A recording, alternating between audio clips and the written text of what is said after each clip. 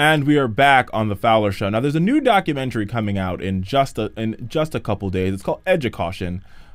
Let's take a listen to the clip. The whole point of the American dream is that you work hard and you see the fruits of your labor. At the age that I'm at now, and the way that these loans have affected my credit, I feel like I can't move forward. Collectively, as a nation, we owe over $1 trillion in student loans. If we do nothing about the problem, in 5 years we'll be talking about $2 trillion, or $3 trillion, or $1. The problem isn't going away, it's getting exponentially worse. The problem isn't going away. It's getting exponentially worse. With almost $1 trillion in student loan debt amassed across this country by students everywhere.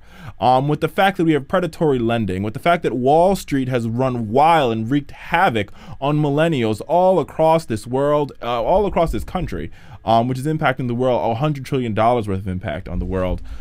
This new documentary is called EDUCAUTION. It's coming out in just a couple of days, and we're joined by the two creators of the documentary, David and Benjamin. Welcome to the Richard Fowler Show. Thank you for having us. So we're talking to both of you about this documentary. Now, please tell me, why? Why did you guys decide that now was the time to have this conversation in this country?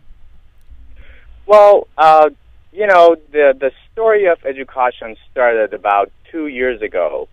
And 2 years ago, we decided that we want to make a film about the higher education system. And there was a lot of talk going on about the economics side of it.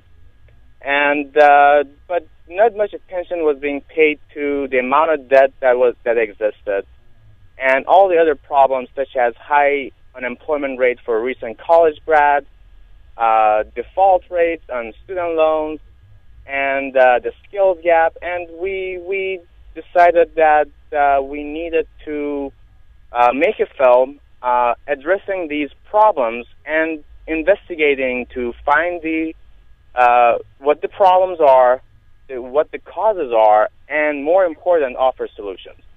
Now, before we get to the solutions part, which I think is what all the what young people all across this country, and I know the parents and the grandparents that are listening tonight, are all waiting for, tell me, what was the most tragic part of putting this documentary together for you? I mean, like, yeah, I think that's the right question. Well, I think some of the stories that we actually had, you know, in the process of producing the film, meeting the people and the real people that we went across the country and met with heartbreaking stories of, you know, obtaining degrees, MBAs, JDs, master degrees, higher education beyond college, and seeing the results of that in the actual real world marketplace. I think that was probably the most heart-wrenching thing that I experienced when we were producing it.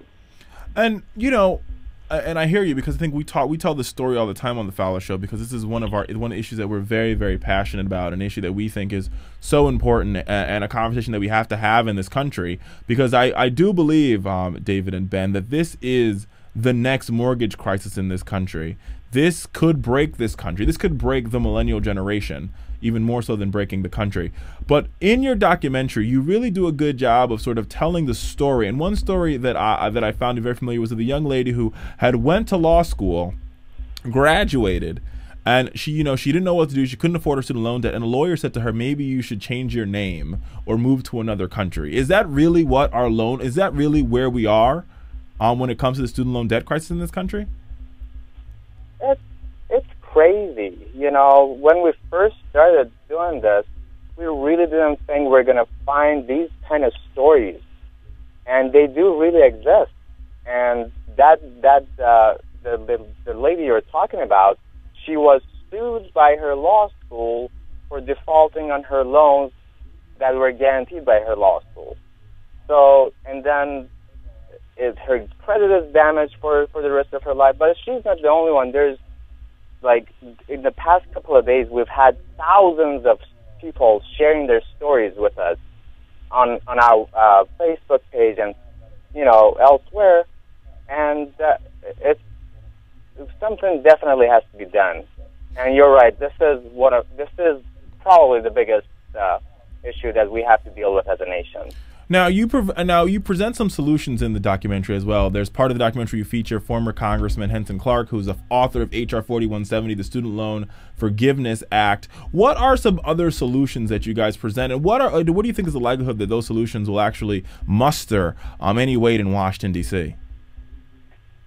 Well, to be honest, the problem is very complex, and it requires a lot of people coming together, first realizing that the problem exists. A lot of schools and educators and politicians, I don't think, it's become clear how big this problem is to them yet. So that's the first step. And finding solutions, they exist. It's like there are ways to make the cost more affordable, and Ben has been working actually as a policy analyst for the state of Texas, so he has probably more to add to this. Ben? And I think David is hitting it right where it needs to be hit.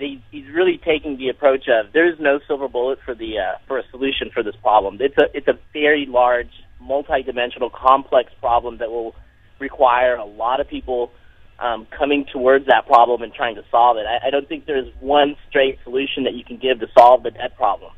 If you look at the way the debt problem has increased in the United States, it's been a slow moving project. It started out small, and just now we're reaching the point in the United States where the amount of the cost of education is disproportionate to what people are actually receiving out in the workplace.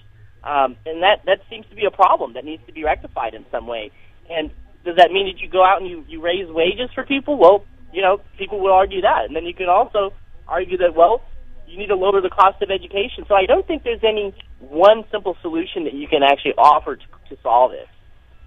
Well, speaking, and you did catalog Henson Clark as one of those people, and we know there's movement in the United States Senate to reform bankruptcy to allow students to file for bankruptcy for their student loan debt, and there's also a bill that would work on knowing what you owe, or a bill that would basically force colleges to certify student loan debt in this country. And so there seems to be a movement, at least on the progressive side, to come to some sort of resolutions on this student loan debt crisis. But, you are from Texas. You are working as a policy analyst for the Texas college system, which is Republican ran.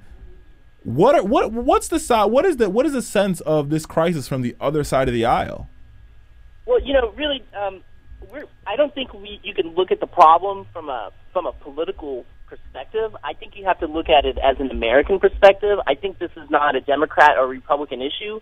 I really feel as though this is an American issue. It doesn't matter if you're a Democrat or Republican.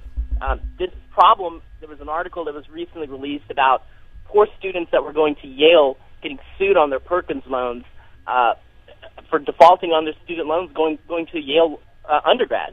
And at the same time, you're hearing reports, and we've been following different stories of upper middle class individuals that are now families that are having to take out more and more loans, and it's becoming more and more of a burden to individuals that are in a totally different class of society.